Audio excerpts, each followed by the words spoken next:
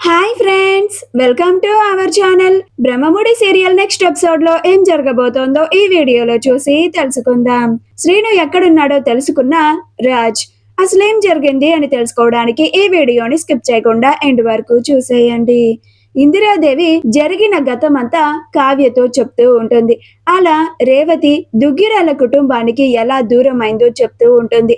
రేవతి ప్రేమించి ఇంటి car driver ని పెళ్లి చేసుకున్నందుకు అపర్ణ సుభాష్ లకి చాలా కోపం వచ్చిందని, సుభాష్ ఆ కోపం మీద ఆ డ్రైవర్ ని రేవతి భర్త జగదీష్ ని చాలా బాగా కొట్టాడు అని, అప్పుడు రేవతి సుభాష్ కి ఎదురు తిరిగినందుకు అపర్ణకి ఇంకా చాలా బాగా కోపం వచ్చి ఇద్దరిని ఇంట్లో నుంచి గెంటేసింది అని చెప్తుంది. అప్పుడు కావ్య ఇదంతా విని ఆశ్చర్యపోతూ ఉంటుంది. అప్పుడు ఇందిరాదేవి ఆనాడు నుంచి ఈనాడు వరకు రేవతి ఈ ఇంటి గడప తొక్కలేదు, అపర్ణ చెప్పినట్టుగా ఈ ఇంటికి రేవతికి ఎలాంటి సంబంధం లేదు అన్నట్టుగానే ఉంది.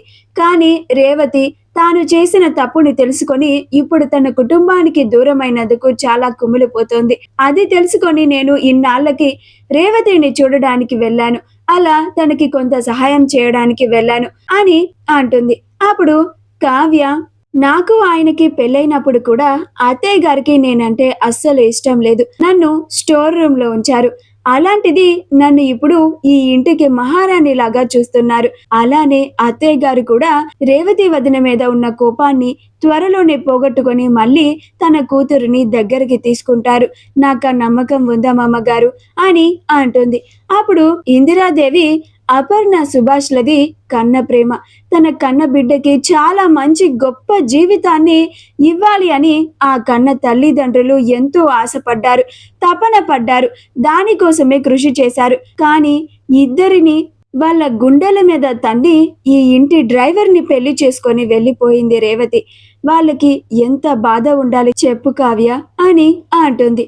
అప్పుడు కావ్య రేవతి వదిన చేసింది తప్పే అమ్మమ్మ గారు, కానీ ఆవిడ చేసిన తప్పుకి 15 ఏళ్లుగా శిక్షని అనుభవిస్తూనే ఉంది. కానీ ఇప్పటికీ కూడా అత్తయ్య మావయ్య గారు రేవతి వదిన గురించి ఆలోచించకుండా అలానే కోపంగా ఉన్నారా అని అంటుంది. అప్పుడు ఇందిరాదేవి అవునమ్మా కావ్య, ఆ తర్వాత ఎన్నోసార్లు నేను వాళ్ళకి నచ్చ చెప్పాలని ఎన్నోసార్లు ప్రయత్నించాను, కానీ నా ప్రయత్నం అస్సలు ఫలించలేదు.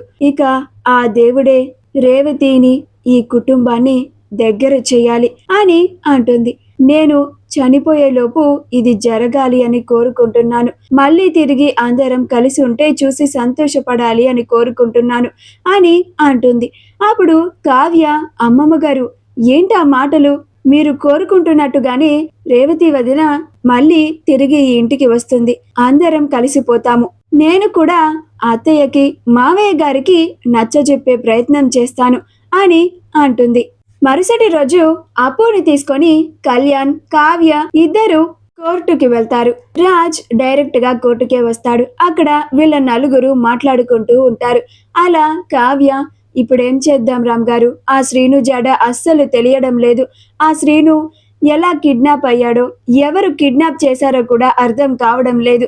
అసలు నిన్న మనకి కనిపించింది ఆ శ్రీనుని అని తెలిసి ఉంటే నిన్నే మనం ఆ శ్రీనుని పట్టుకునే వాళ్ళం, చేతికి అందిన అవకాశాన్ని మనమే చేతులారా వదిలేసుకున్నాము అని అంటుంది.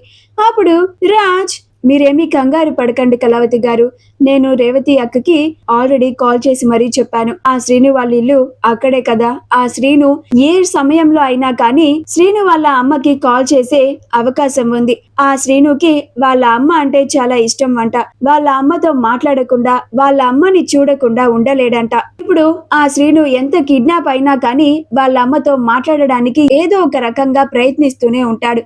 అలా ఒక్కసారి వాళ్ళ అమ్మకి కాల్ చేస్తే చాలు, ఆ శ్రీను ఎక్కడ ఉన్నాడో మనం ఈజీగా పట్టుకోవచ్చు. రేవతి అక్క కనుక్కొని నాకు వెంటనే కాల్ చేసి చెప్తానని చెప్పింది అని అంటాడు.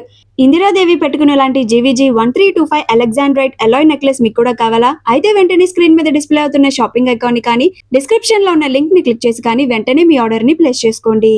రేవతి శ్రీను వాళ్ళ అమ్మతో మాట్లాడడానికి మళ్ళీ శ్రీను వాళ్ళ ఇంటికి వెళుతుంది. అక్కడికి వెళ్ళి రత్నమ్మ రత్నమ్మ అని పిలుస్తూ ఉంటుంది. అప్పుడు రత్నమ్మ బయటికి వచ్చి అమ్మ రేవతి అని అంటుంది. అప్పుడు రేవతి రత్నమ్మ శ్రీను ఏమన్నా కాల్ చేశాడా నీకు అని అంటుంది. అప్పుడు రత్నమ్మ నిన్న రాత్రి నాకు ఫోన్ చేసి నేను బాగానే ఉన్నానమ్మా, నా గురించి కంగారు పడొద్దు, నేను 2 రోజుల్లో వచ్చేస్తాను అని చెప్పాడమ్మా అని అంటుంది. అప్పుడు రేవతి అవునా రత్నమ్మ, శ్రీను ఎక్కడున్నాడో నీకు చెప్పాడా అని అంటుంది. అప్పుడు రత్నమ్మ ఏమో తెలీదమ్మా, నాకు అదేమి వాడు చెప్పలేదు, 2 రోజుల్లో నేను తిరిగి వచ్చేస్తాను, నా గురించి బాధపడుకు అని చెప్పాడు, నేను ఇక్కడ బానే ఉన్నాను అని చెప్పాడు అని అంటుంది. అప్పుడు రేవతి ఎక్కడున్నాడో కొంచెం కనుక్కొని చెప్పమ్మా అని అంటుంది. అప్పుడు రత్నమ్మ మళ్ళీ నిన్న నైట్ శ్రీను కాల్ చేసిన నెంబర్కి కాల్ చేస్తే స్విచ్ ఆఫ్ వస్తుంది.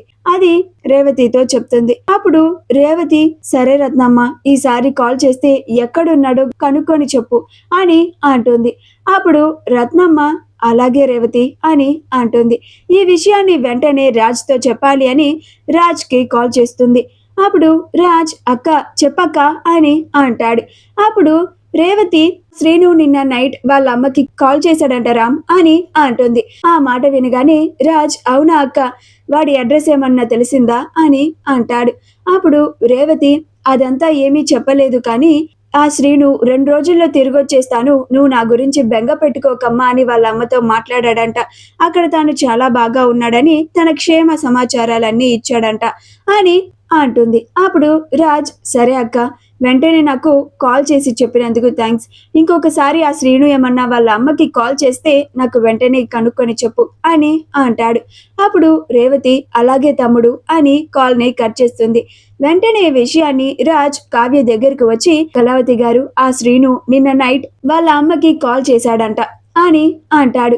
అప్పుడు కావ్య అవునా రామ్ గారు, అయితే ఆ శ్రీను ఎక్కడ ఉన్నాడో మనం పట్టుకోవచ్చా అని అంటుంది. అప్పుడు రాజ్ ఆ నెంబర్ని ట్రేస్ చేసి పట్టుకునే అవకాశం ఉంది, కాకపోతే ఆ నెంబర్ ఇప్పుడు స్విచ్ ఆఫ్ వస్తుందంట. కానీ నిన్న రాత్రి ఆ నెంబర్ నుంచి వాళ్ళ అమ్మకి కాల్ చేశాడు కదా, నిన్న నైట్ ఆ నెంబర్ ఎక్కడ యాక్టివ్ లో ఉందో కనుక్కొని ఆ చుట్టుపక్కల వెతికితే బహుశా ఆ శ్రీను జడ మనకి తెలియచ్చు. నేను వెంటనే వెళ్ళి ఆ లొకేషన్ ని కనుక్కొని ఆ శ్రీనుని పట్టుకొని తీసుకొస్తాను కళావతి గారు, మీరేమీ కంగారు పడకండి, అప్పుకి అస్సలు శిక్ష పడదు అని ధైర్యం చెప్పి వెళ్తాడు. అలా వెళ్తూ వెళ్తూ అప్పు, నువ్వెలాంటి తప్పు చేయలేదు, నీకు ఎలాంటి శిక్ష కూడా పడదు, నువ్వు ధైర్యంగా ఉండాలి అని అంటాడు.